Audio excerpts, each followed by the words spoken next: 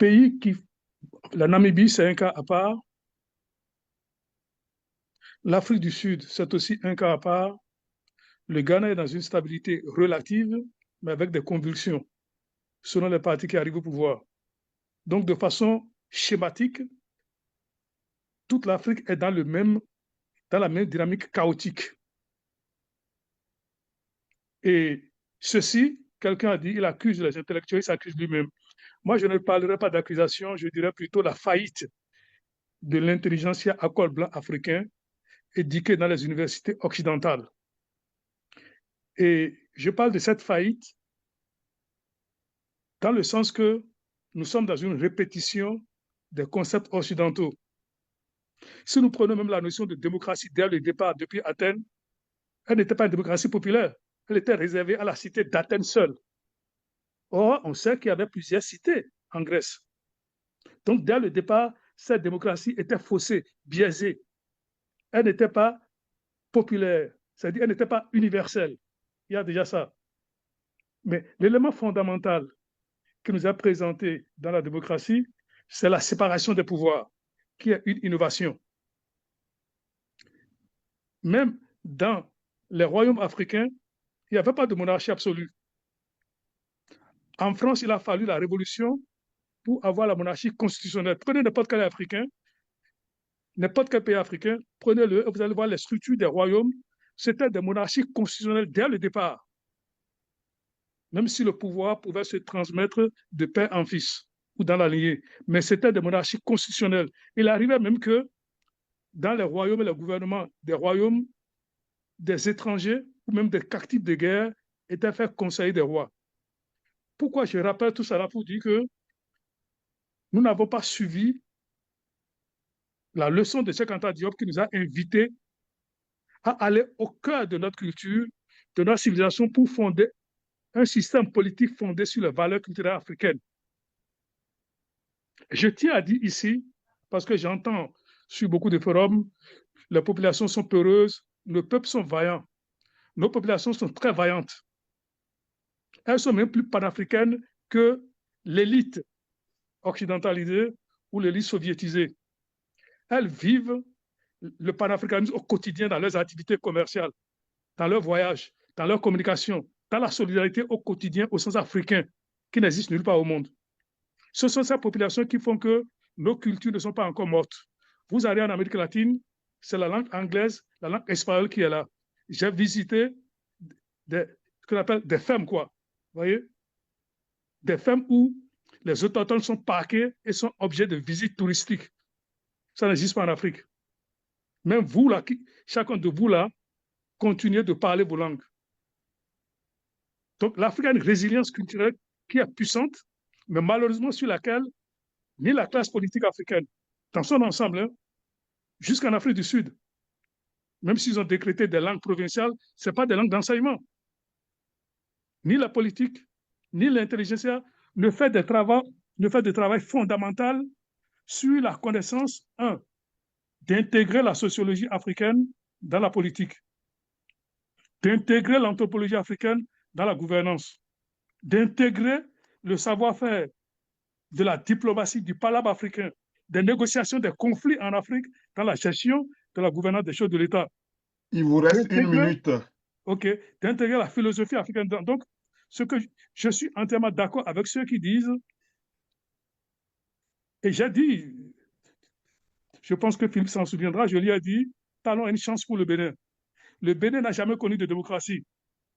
L'élection n'est pas le critère fondamental de la démocratie.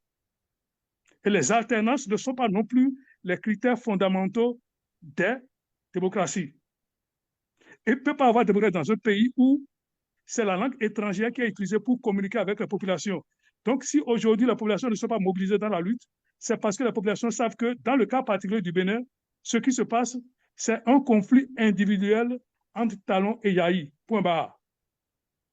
Et les peuples ne veulent pas être l'otage ni le carnage, l'objet de carnage de ces deux amis qui ont utilisé chacun à son tour le pouvoir d'État pour régler leur compte. Et tant que l'analyse politique ne va pas aller sur le plan sociologique, sur le plan anthropologique, sur le plan philosophique, et nous allons Merci. Essayez de conclure, s'il vous plaît.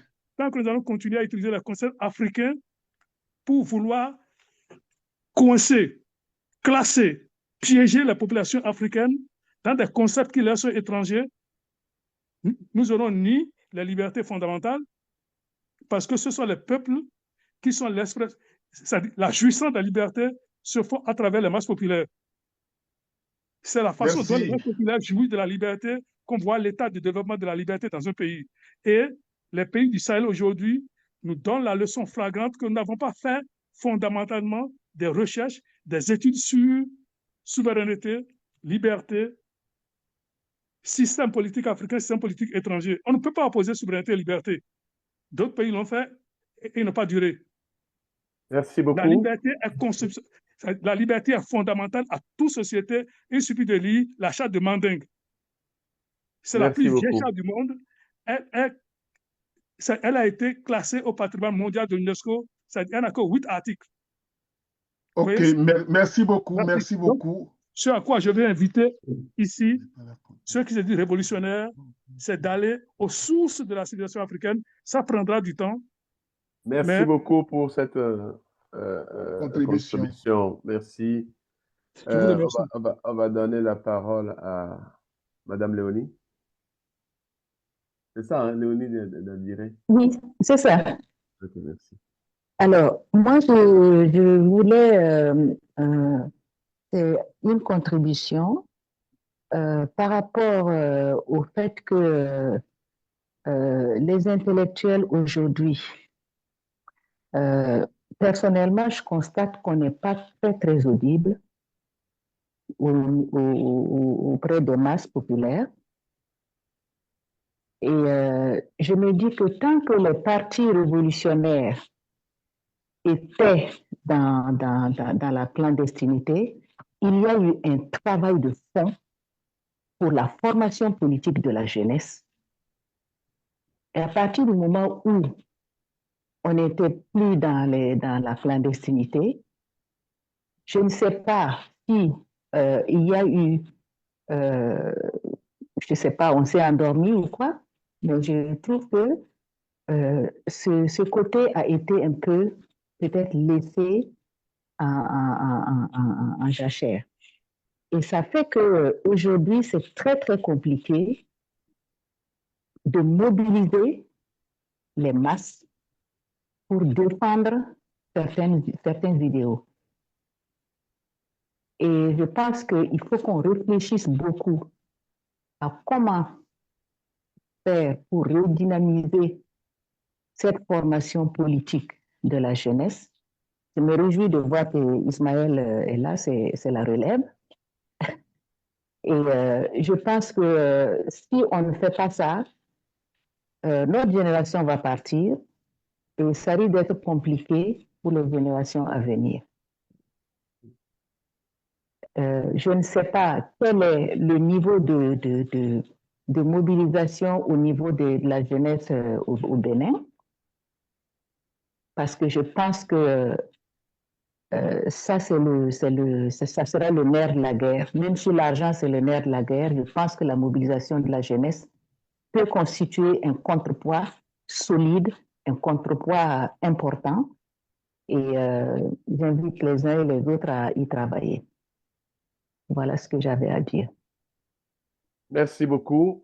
Dernière intervention, la parole au camarade Adama et après, on va laisser les intervenants aller aux réponses avant la séance de fin. Camarade Adama, bonsoir. Bonsoir, je vais mettre mon chrono pour les 5 minutes, comme ça, voilà, et c'est parti. Bon, je voudrais saluer vraiment le camarade Philippe, le camarade Eugénie et tous les autres camarades présents ici. Bon, je voudrais juste dire que ce qui se passe au Bénin aujourd'hui n'est pas du tout surprenant et n'est pas étonnant. On ne peut pas dissocier ça du climat général dans le monde aujourd'hui. Le capitalisme est dans une crise qui n'est pas inédite, mais qui est inédite dans son ampleur. Et donc, c'est une guerre totale aujourd'hui, une guerre de survie du système. Et rappelez-vous que lorsque les peuples africains sont battus, au Bénin, le régime Kérokou est tombé, on a inauguré les conférences nationales. Et on a fait ça un peu partout. On crée une recette, on impose ça un peu partout. Aujourd'hui, partout dans le monde, il y a que les gens ont envie d'autoritarisme. Donc, on voit bien, partout, y compris en France, aux États-Unis, où, face à la peur qui est générée par la crise du système, eh bien, on veut aller au-delà des règles qu'on s'est soi-même imposées. En tout cas, que les déventions ont imposées, que ce soit les États-Unis, la France, l'Europe.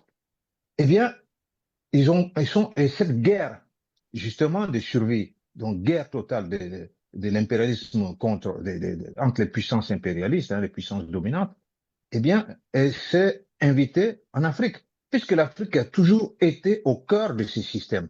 Depuis l'esclavage jusqu'à maintenant, l'Afrique a été c'est le continent qui a permis au capitalisme initial de prévaloir et qui a continué à nourrir ce capitalisme. Donc, il y a cette guerre, vous voyez bien que et même il y a des combattants ukrainiens qui sont sur le continent aussi, dans le Sahel, et ainsi de suite. Ce qui se passe dans le Sahel n'est pas nouveau non plus. Il y a eu des guerres partout sur le continent et ça continue. On le voit bien avec le Soudan aujourd'hui. Donc, on ne peut pas détacher ça. Donc, ce qui s'est passé, ce qui se passe aujourd'hui en Guinée, au Gabon, au Togo, c'est la même chose qu'on essaie de faire. En Côte d'Ivoire, c'est la même chose contrôlée. Mais est-ce qu'on peut dire que ça, c'est différent aussi de ce qui se passe dans le Sahel? Ça donnait des idées aussi. Parce que dans le Sahel, il y a même pas, on n'a même pas besoin de mettre un Sénat et ainsi de suite. Ils ont décidé que c'est 5 ans et 5 ans renouvelables. 5 ans renouvelables autant que de besoins. Que ce soit au Mali, au Burkina ou au Burkina. Au Niger, pardon. Deuxièmement, la question des analyses, parce qu'il me reste à peu près 2 minutes. Eh bien, il faut qu'on fasse gaffe dans l'appréciation des choses. Je ne peux pas parler longtemps sur ce sujet-là, mais parce qu'il faut qu'on évite tout simplement d'être ce que Lénine appelait les idiots utiles. Et Sankara, de sa manière, disait que les petits bourgeois sont forts en théorie et nuls en pratique. Mais Chavez est la question de la liberté d'expression, puisque nous aimons bien les gens qui se battent, qui font la révolution, qui veulent la révolution. Eh bien, Chavez disait que pour vaincre, il faut convaincre. Et donc, lui, il avait, sous le magistère de Chavez et de ses successeurs, il y a eu énormément, il y a eu plus de 400 radios qui ont été créées. Tandis que dans l'espace, c'est tout l'inverse aujourd'hui. Si nous ne sommes pas capables, en troisième lieu, donc c'est la nécessité de la solidarité entre nous. Si nous ne voulons pas être des idiots utiles en train de nous écharper sur des questions théoriques, alors qu'en fait le capitalisme il fait autant de mal dans les pays, dans leur propre pays que partout ailleurs, eh bien nous serons totalement dans le décor. Donc cette nécessité de la solidarité, ça veut dire qu'on doit comprendre que ce qui est valable au Bénin, ce qui est inacceptable au Bénin, doit l'être aussi partout ailleurs, indépendamment des dirigeants qui sont en place. Et donc, ce qui importe, on ne fait pas la révolution ou de la politique contre le peuple.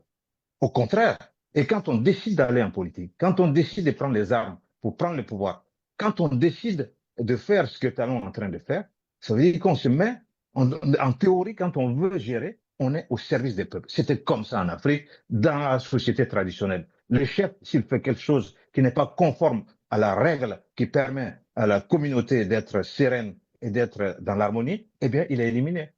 Comme pour Socrate, on lui donne ce qu'il faut, on l'élimine. Parce que ce qui est important, c'est le peuple. C'est le panafricanisme pour nous.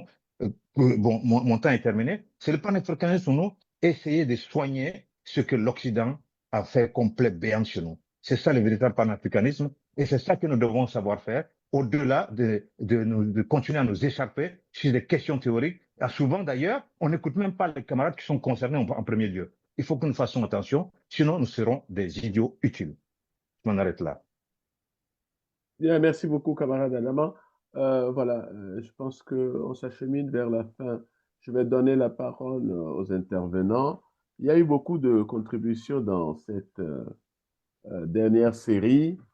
Mais n'empêche, il y a quand même quelques petites questions. Je prendrai par exemple le niveau de la mobilisation de la jeunesse posée par la camarade Léonie Dabiret au Bénin. Quel est le niveau de la mobilisation? Comment les jeunes sont impliqués aujourd'hui? Et puis, au début, il y a, attendez, je prends mes notes. Et voilà, il y a aussi, je crois que c'était des contributions aussi au niveau de Shadia. Et bon, voilà, je vais faire répondre déjà à cette première question. Est-ce que notre sœur Eugénie veut bien commencer sur la question de la mobilisation de la jeunesse, peut-être vu du côté de la diaspora, et puis le grand frère Philippe va nous dire ce qu'il en est sur le terrain, sur l'implication des jeunes, avant de prendre une autre question. Sœur Eugénie, c'est à toi. Oui, alors merci.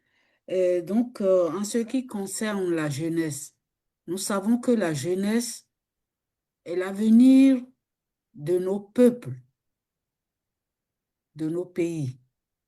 Et la camarade Léonie l'a bien souligné. Si nous ne faisons rien, nous sommes en train de partir et la jeunesse qui doit prendre la relève, c'est maintenant qu'elle doit être sur la ligne.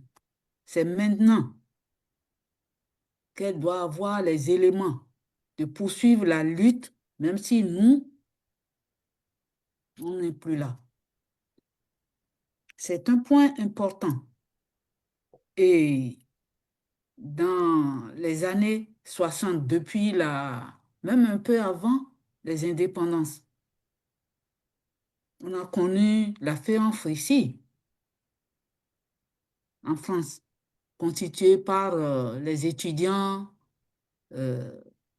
d'Afrique noire venus des colonies, des anciennes colonies. Et après, constituant la France, la FEANF, il y avait les associations de jeunesse de chaque pays sur le territoire national qui faisaient la jonction avec les réflexions et les actions les contributions de la FEANF. Puis, entre-temps, cette mobilisation qu'on a connue s'est estompée au fur et à mesure qu'on avançait, mais l'illusion que nous allions sortir bientôt de ce carcan de colonialisme étant tombée, nous devons reprendre la mobilisation. Nous devons reprendre la mobilisation parce que en face, ceux qui n'ont pas intérêt à ce que le peuple se sépare de leur chaîne, travaillent en souterrain. Eux aussi font une sorte de mobilisation, une nouvelle mobilisation maintenant avec l'argent. Une corruption de la jeunesse pour la dévoyer. Donc, nous devons intensifier notre travail en direction de la jeunesse de chaque pays. Et c'est comme ça que, en faisant le lien de ce qui se passe, comme les gens l'ont décrit, dans chacun de nos pays, nous aurons une alliance des différentes jeunesses de nos pays.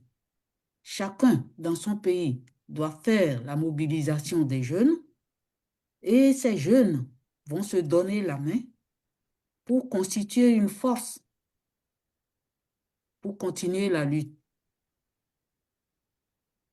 Moi, je pense que c'est une chance pour nous d'en prendre conscience dès maintenant.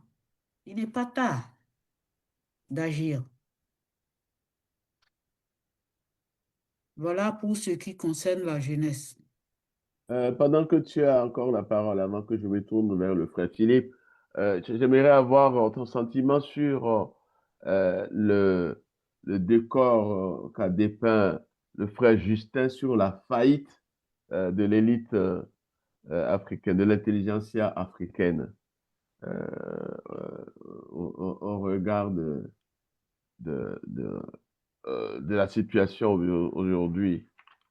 Et quel est ton avis sur je dirais, cette sentence du Je pense frère que Justin? oui, c'est un constat juste. C'est un constat juste. Je disais tantôt que on affaiblit avec le temps, mais qu'il faut se ressaisir. Il faut se ressaisir. Il y a pas, on n'a pas le choix. Il faut se ressaisir.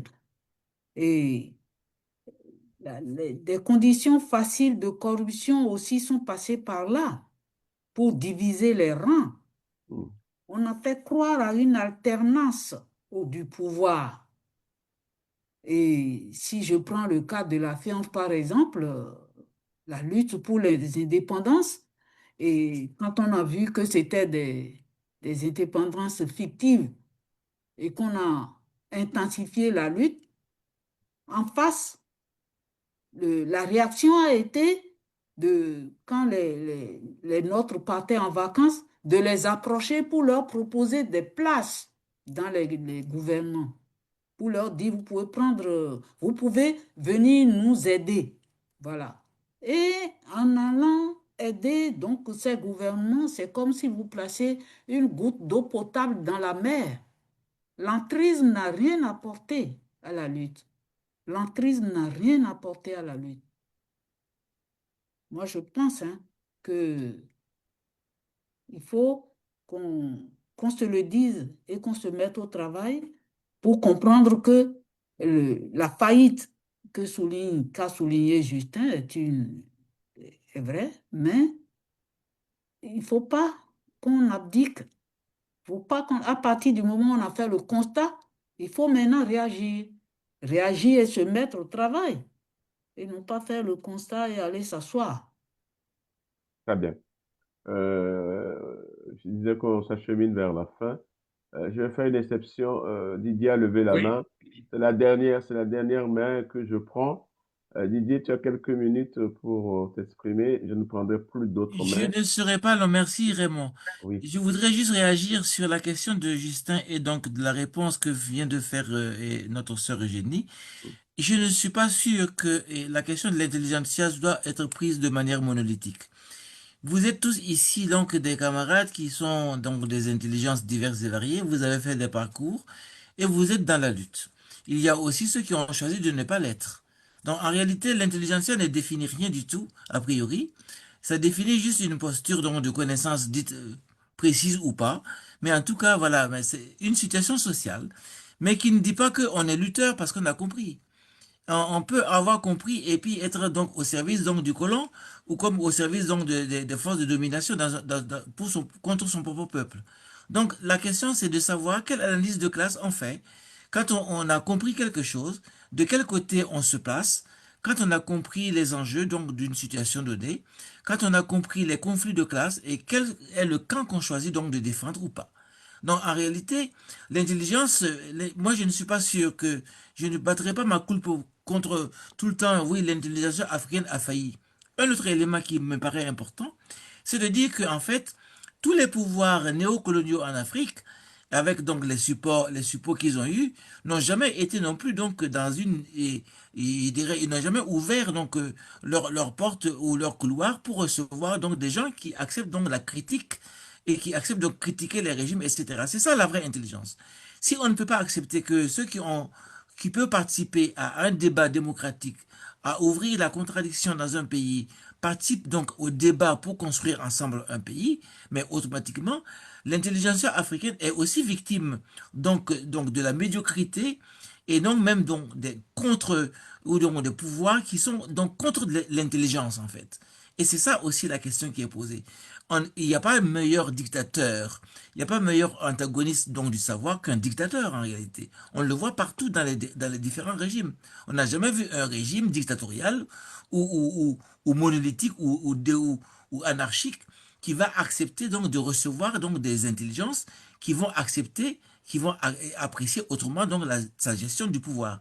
Et donc il y a aussi ces conflits-là, outre le fait aussi que les connaissances qui sont acquises, puisque je sais parler donc de sociologie, etc., ces éléments-là sont aussi là qu'il faut pouvoir aussi capitaliser. Mais si on n'a même pas l'espace pour le faire, et que l'intellectuel est soumis au même niveau que le paysan, soumis à la volonté du prince pour avoir un poste, pour se nourrir sa famille, etc., mais automatiquement, on lui coupe l'herbe sous les pieds. Donc, ce sont ces éléments-là qui sont là, qu'il faut aussi pouvoir mettre et relativiser un peu la condamnation qu'on fait, je dirais, assez facilement sur l'intelligentsia africaine. Merci, c'est juste ce moment, cet élément que je voulais ajouter pour clarifier et nuancer un peu ce qu'on peut présenter très souvent de manière négative. Merci. Merci beaucoup, camarade Didier, d'avoir apporté cette nuance que personnellement je partage aussi. Je peux, s'il te plaît, je peux ajouter un mot? Oui, si tu veux. Vas-y, vas-y. Oui, je suis d'accord avec Didier. Je suis d'accord avec Didier. Et je dis que tout le monde n'a pas été endormi. La preuve, on est là aujourd'hui. On est encore là. On tente de remonter la pente par tous les moyens.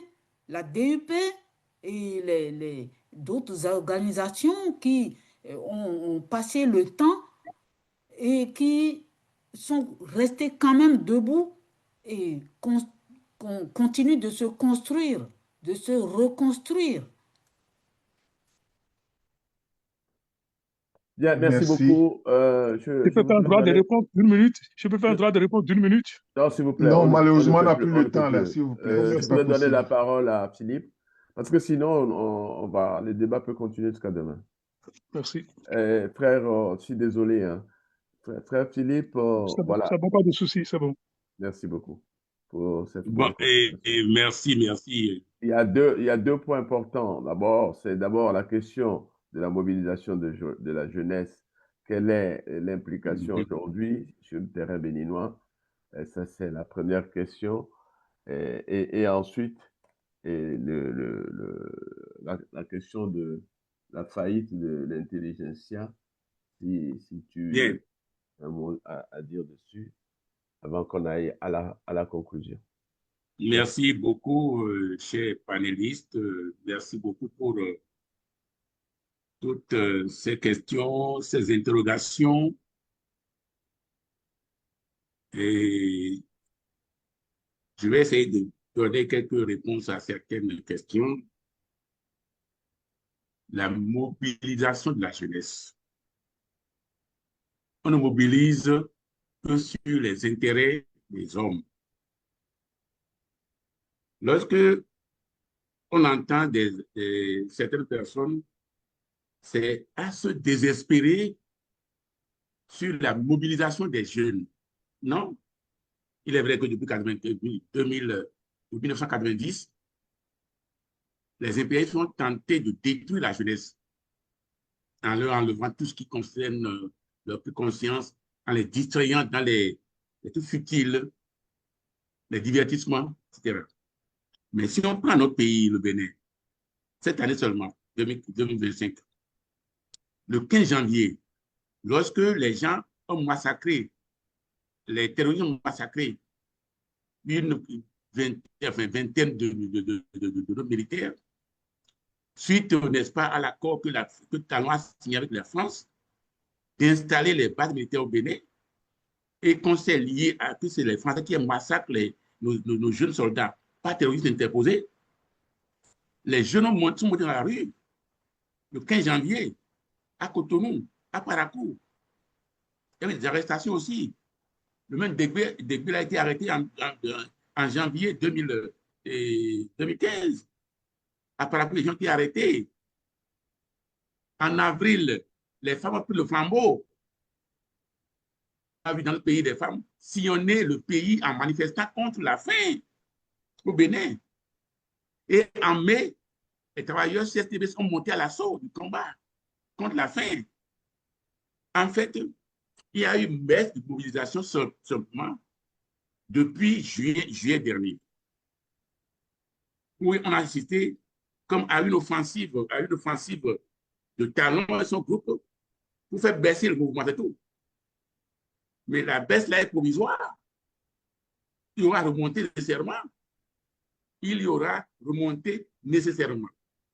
Donc, je ne désespère pas de mon peuple et de sa jeunesse. Non, pas du tout. L'histoire béninoise a été comme ça. C'était les périodes difficiles qu'on fait la remontée. On se refait à l'histoire de notre pays, aux guerres que nos ancêtres ont menées. On ne saurait accepter notre pays d'être une base militaire, que les Français viennent boire encore, n'est-ce pas, du whisky sur la tombe de nos vaillants Béanzins et autres. Pas possible. C'est inacceptable. Donc, ça va revenir, sincèrement.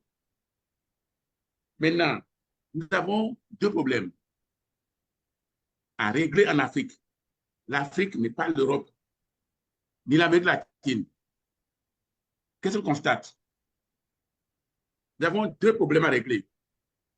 Celle de la souveraineté et celle de la liberté. Les deux. On peut faire l'un sans l'autre. Peut-être celle de la sécurité aussi, non? Oui, non. C'est de la souveraineté et la liberté. Pour moi, la sécurité est liée à la souveraineté. Okay. Car les troupes, les terroristes sont liés à la France et aux troupes de l'OTAN. C'est tout. Les troupes terroristes là, sont liées. C'est une guerre de conquête coloniale française, pas terrorisme interposé, c'est tout. On a toutes les données ici, au Bénin en tout cas. Donc c'est comme ça. Il y a souveraineté. Il faut effacer les Berlin 84-45. Sinon, c'est Berlin qui nous a divisés et que le métier divisé encore et dominé par la même puissance. Il faut en finir avec ça.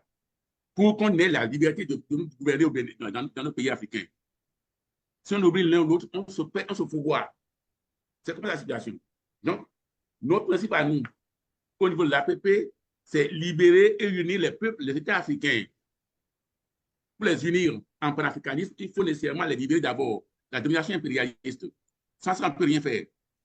C'est l'objet de vie de la DIP. C'est aussi l'objet, n'est-ce pas, de vie de l'APP. C'est comme ça que nous faisons. Si on oublie la libération, qu'on est en guerre de libération, on se perd. On est en guerre de libération aujourd'hui en Afrique. Maintenant, la question de l'intelligentsia africaine. Oui, c'est clair. Si on voit la mission de l'école coloniale, en tout cas au Bénin, c'est en Afrique de l'Ouest, là, par le gouverneur, j'ai oublié son nom maintenant, le décret de 1923, la mission de l'école, c'est de mettre les Africains dans la domination coloniale. La langue en est l'élément principal, l'école en est le support, disons, organique. C'est ça. Et aujourd'hui, on arrive à la fin où les grandes élites, comme l'a dit justement Justin, ne font que être des supports de la domination impérialiste. Il faut que parmi les grands intellectuels, il y a une minorité qui va annoncer à leur intérêt pour se battre avec le peuple. Sinon, l'essentiel, ils ont été formatés pour être des serviteurs du système colonial qui se perpétue aujourd'hui, pas même la pensée, le langage, pas la façon de vivre et de consommer. C'est ça la question qu'il pose. Et Justin a raison parfaitement à ce niveau-là. Il le revient entièrement. Donc, nous avons un double travail. L'Africain est aujourd'hui le seul au monde qui parle la langue étrangère dans sa maison, avec sa famille, avec ses enfants, français, espagnol, anglais et autres. L'Africain est le seul, en fait, au monde qui jure par le Dieu des autres, soit Dieu, n'est-ce pas, ou bien Allah. L'Africain est le seul au monde qui a honte de ses cheveux, qui a honte de sa peau, dont on a des problèmes culturels énormes. Et là-dessus, je rejoins, n'est-ce pas, Justin. Voilà les défis aujourd'hui à faire. Il faut d'abord régler la question politique. C'est sur ça qu'on est. Et après, on va régler la question, n'est-ce pas, culturelle et autres. Voilà ce que je veux dire. Maintenant, avec cette confiance dans nos peuples à nous, on est sûr de vaincre absolument. Et confiant tout à fait. Il ne faut jamais désespérer d'un peuple, jamais. Et c'est sur ça que moi je vis, même au Bénin ici, avec tout ce qu'il y a comme risque que je cours tous les jours, que j'ai confiance dans mon peuple, que ce qui a été fait hier, en 88-89, pour qu'on arrive à la démocratie au Bénin, les grandes manifestations qu'on a eues en ce moment-là, on peut les refaire encore demain. Parce que chaque génération a une mission. Et l'accomplir ou la trahir. Nous avons fait par le passé. Mais aujourd'hui encore, la génération actuelle aura sa mission à accomplir. Et je suis convaincu qu'elle l'accomplira parfaitement. Voilà un peu ce que je veux dire par rapport à la chose. Bien, merci beaucoup au grand frère Philippe pour ces belles paroles de sagesse et je dirais teintées d'optimisme, de confiance, et ça nous amène tout droit à peut-être à l'amour, en tout cas, à la parole de fin, à la conclusion. Je ne sais pas qui va nous... Non, avant la parole de fin, Raymond, il y a donc le projet de déclaration à proposer donc à l'ensemble des participants. C'est ce que moi j'appelle la conclusion. Hein. Ah non, la conclusion, c'est le secrétaire général de la DUP qui va prononcer la conclusion. D'accord. OK. Et donc, qui va nous lire la proposition? Oui, c'est moi qui vais le lire. Très bien. Donc, je pense que je te laisse la main. OK, merci. Donc, chers amis, à la suite donc de la présente conférence, nous vous proposons le projet de déclaration suivant. Déclaration de la DUP sur le Bénin. Conférence de la DUP sur le Bénin. Déclaration. Je l'affiche et je le partage avec l'ensemble des participants. Hein. Le contexte international actuel est marqué par une recomposition profonde des rapports de force. Tu peux agrandir un peu le... Ah oui, OK. Je l'agrandis. On ne voit rien, c'est pour ça. C'est beau comme ça? Ou bien je peux encore faire plus?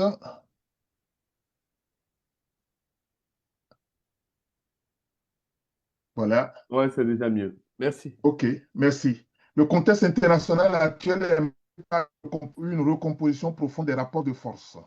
Tandis que l'ordre mondial, hérité de la Deuxième Guerre mondiale, dominé par les puissances occidentales, les USA en tête et l'OTAN, s'essouffle, un nouveau monde émerge autour des BRICS+, sous l'influence de la Chine. Ce basculement oppose deux visions. D'une part, la préservation par l'Occident de son influence historique et de ses intérêts stratégiques. D'autre part, l'aspiration d'un nombre croissant de nations à un monde multipolaire fondé sur le respect de la souveraineté des États. 1. Les enjeux pour la France. Dans ce contexte de rivalité mondiale, la France s'efforce de maintenir sa domination dans son précaré africain à travers sa politique africaine codifiée par le pacte colonial et la France-Afrique. Pour préserver cette influence, elle agit sur plusieurs leviers. 1. Contrôle de la monnaie à travers le système ECO-CFA. 2. Maintien de la langue française comme outil de domination et d'influence culturelle. 3. Présence militaire permettant à la fois pression politique, soutien à des régimes acquis à ses intérêts et accès privilégié aux ressources naturelles. Cette stratégie s'appuie sur l'installation et le maintien à la tête des néocolonies des agents locaux dociles et acquis à la défense des intérêts français au mépris de la démocratie et de la souveraineté des États. Toute contestation véritable est étouffée à travers un soutien constant aux appareils répressifs des régimes néocoloniaux. Grand 2. Enjeu pour les peuples d'Afrique.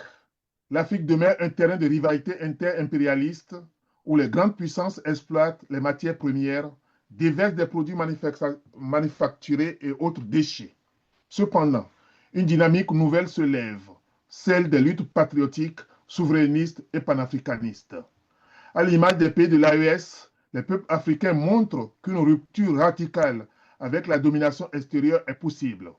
Face aux tensions internationales qui s'apparentent à une nouvelle guerre mondiale, ils refusent désormais d'être relégués au rang de sujet ou de chair à canon. L'Afrique entend être un acteur et maître à part entière de son destin. 3. Enjeux et perspectives pour le Bénin. Depuis 2016, le pouvoir de Patrice Talon s'est progressivement transformé en un système concentrant entre les mains d'un seul homme les pouvoirs exécutifs, législatifs et judiciaires. Par une série de lois liberticides et une mise au pas des institutions, Patrice Talon a instauré un régime de dictature autocratique. Les conséquences sont lourdes. 1. Suppression des libertés publiques, entre parenthèses, expression, grève, manifestation. 2. Privatisation massive et paupérisation accrue. 3. Destruction du tissu économique de proximité par des déguerpissements sauvages. 4. Précarisation des travailleurs. 5. Retour de forces militaires françaises et aggravation de l'insécurité avec assassinats quotidiens de paisibles populations et de militaires des forces de défense et de sécurité. C'est cette situation inacceptable que vivent les Béninois et qui fait monter la colère du peuple et le rejet du pouvoir du Talon. C'est dans ce contexte que se présentent les échéances électorales de 2026 au Bénin. Fidèle à sa conception en matière électorale, à savoir, on vous l'a lu au début, Patrice Talon a multiplié les manœuvres pour exclure toute l'opposition réelle et imposer une candidate unique de Wadayi et de Madame Talata. Pour mieux assurer ses arrières, il révise la Constitution pour créer une nouvelle institution dénommée Sénat qui lui permettra de supplanter toutes les institutions élues et verrouiller totalement le système pour se protéger. Ainsi, Patrice Talon prive le peuple de son droit de choisir librement ses dirigeants, vide le processus électoral de tout sens et fait passer le Bénin d'une république à une monarchie despotique. Face à cette situation, face à la démission des dirigeants et l'effondrement du parti d'opposition, les démocrates, l'enjeu pour le peuple est de ne pas céder au découragement et au désespoir. En puisant dans son expérience propre, victoire sur l'autocratie de Kérékou, PRPB, en 1989-1990, en s'inspirant de l'histoire de la lutte des autres peuples, le peuple béninois saura trouver les ressources pour rester debout et optimiste. Pour des perspectives porteuses d'espoir, nous faisons nôtre l'appel du professeur Philippe Noundje-Noumé, premier secrétaire du Parti communiste du Bénin et président de l'Alliance pour la patrie et le panafricanisme. Nous citons, nous invitons toutes les forces, quelles qu'elles soient, politiques, sociales, morales, religieuses, attachées à la démocratie, à la justice, attachées à l'homme et à la patrie, 1. À s'unir en une union sacrée, à utiliser toutes les voies légales et légitimes. 2. À faire preuve d'héroïsme, de combativité et de détermination dans le combat pour la libération et l'émancipation totale de notre patrie. Fait le 28 novembre 2025, la conférence de la DUP. Voilà, chers amis, le contenu du projet de déclaration que nous vous soumettons. Je vous remercie. Raymond, tu as la parole. Très bien, merci pour la lecture de cette proposition de déclaration. Elle est soumise à votre appréciation. Et si il y en a qui veulent réagir, c'est maintenant, s'il vous plaît.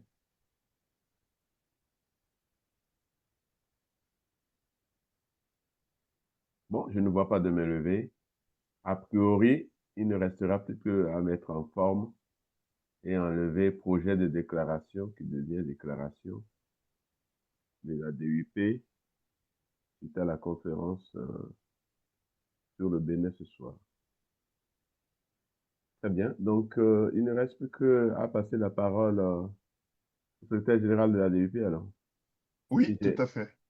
Si j'ai bien compris, c'est pour la conclusion. Donc, camarade Adama, est-ce que tu veux bien prendre la parole? C'est à toi maintenant. Alors, Merci. je voudrais, au nom de la DUP, remercier nos deux intervenants. C'est possible d'avoir ton micro, ouais, ta vidéo, s'il te plaît, Oui, si c'est je possible. cherche le bouton parce que j'ai basculé sur le téléphone. Oui. Donc, je disais que je voudrais remercier nos deux intervenants au nom de la DUP pour le temps qu'ils ont consacré à l'Afrique, donc au Bénin et donc à l'Afrique, et pour nous éclairer sur ce qui s'y passe en ce moment, ce qui nous concerne tous et concerne tous les panafricanistes. Et je veux féliciter aussi la commission formation qui fait des efforts de manière constante, des efforts utiles pour la formation, pour l'information et pour le débat. Je pense que ce que nous faisons ici, l'exercice auquel nous nous sommes livrés, correspond à ce que nous souhaitons pour l'Afrique. Pouvoir parler, exprimer des opinions qui ne sont pas forcément les mêmes, mais qui ont comme soubassement notre volonté de libérer l'Afrique, notre volonté d'une vraie souveraineté et de permettre à l'homme africain, à la femme africaine, où qu'il soit, partout dans le monde, de recouvrer totalement leur dignité humaine. C'est le combat que nous devons mener. Mais ce combat-là, cette dignité que nous réclamons, elle doit être d'abord pour nos peuples. Nos peuples, grâce à qui nous sommes là aujourd'hui. Grâce à qui, grâce aux efforts de quel peuple nous avons pu aller à l'école. Nous avons pu nous instruire. Nous avons pu conserver pour ça, beaucoup d'entre nous cette double culture et cette nécessité de nous affirmer et d'être aux côtés de nos peuples. Comme disait, comme l'avait écrit Amilcar Cabral, il faut que nous ayons le courage de ce qu'il appelait les suicides de la petite bourgeoisie pour être constamment aux côtés du peuple. Il y a une autre exigence qui est l'exigence de la solidarité. L'exigence de la solidarité qui a été évoquée d'entrée de jeu par le camarade et frère, Philippe Genomet, qui disait que la DUP et la DUP et la WAPO travaillent ensemble. Et ça, c'est très important. Et c'est ce que nous devons pouvoir faire. Qu'il y ait des points de vue opposés, ce n'est pas le souci. J'ai eu la chance de représenter la DUP au Venezuela très récemment avec la WAPO qui était présente aussi. Et ensemble, nous avons travaillé, nous nous sommes concertés régulièrement et nous avons beaucoup discuté. Chaque fois qu'il y avait des interventions, nous nous sommes concertés pour que ce que nous disons là-bas soit cohérent. Et donc, je pense que c'est ce que nous devons continuer à faire et que nous ayons l'intelligence et que nous puissions poser ça comme une exigence politique, idéologique et éthique, savoir nous écouter, savoir nous faire confiance et savoir lutter ensemble. Et je pense que nous allons poursuivre les formations, mais c'est le combat sur le terrain, le combat pratique sur le terrain qui doit permettre de révolutionner l'Afrique véritablement et de montrer que l'impérialisme peut être battu, parce que l'impérialisme est très affaibli aujourd'hui. Une bête sauvage blessée est encore plus dangereuse. Et maintenant, l'impérialisme a des suppôts dans nos pays. Il faut que nous sachions vraiment savoir qui sont ces suppôts. Mais pour le savoir aussi, il faut que nous soyons en bataille et en rang de bataille. Et en rang de bataille, pas seulement dans un seul pays. Un peu partout, ceux qui sont dans tel ou tel pays doivent s'organiser. Et je pense que c'est ce que je retiens de ce que nous avons discuté là. Sinon, nous allons saucissonner le combat et ça va être très compliqué. Et quand on est isolé, et c'est comme ça que l'impérialisme a toujours fait, nous diviser pour mieux régner. Et nous sommes dans des enclos. Et chacun reste dans son enclos, et si nous nous agitons chacun dans notre enclos, eh bien, ça va pas aller. C'est le même combat que nous menons. Et lorsqu'on touche à un Béninois, à un camarade du Bénin, à un citoyen béninois, on a touché à nous tous. Lorsqu'on touche à un Burkinabé, on a touché à nous tous également. Et je pense que c'est la leçon que nous pouvons tirer aussi des discussions que nous avons eues. C'est très dangereux ce qui est en train de se passer. Il faut que les peuples puissent s'exprimer. Les peuples ne peuvent s'exprimer qu'à travers leurs organisations authentiques. Eh bien, je tiens à remercier encore une fois, au-delà des camarades qui sont présents, les CCDB, également les partis communistes du Bénin, l'APP Bénin, eh bien, toutes nos organisations doivent s'impliquer dans cette lutte. Merci beaucoup. Eh bien, en tout cas, bonne soirée à tout le monde.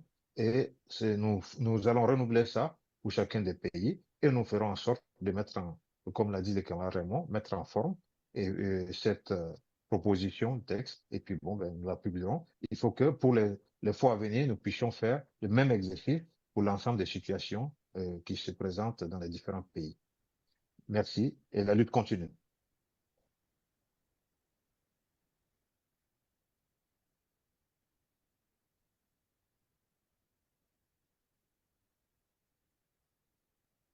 Raymond, ton micro est fermé. Ah, je disais que je remercie beaucoup le camarade Adama, en un mot, qui disait « Sans fraternité, point de salut pour l'Afrique ». Bonne soirée et à très bientôt. Merci à tous. Merci au camarade Léonard. Merci à tous les camarades. Merci Philippe, merci tout le monde. Bonne soirée tout le monde. Maintenant que on est en off, il faut le micro, le founement. C'était très enrichissant.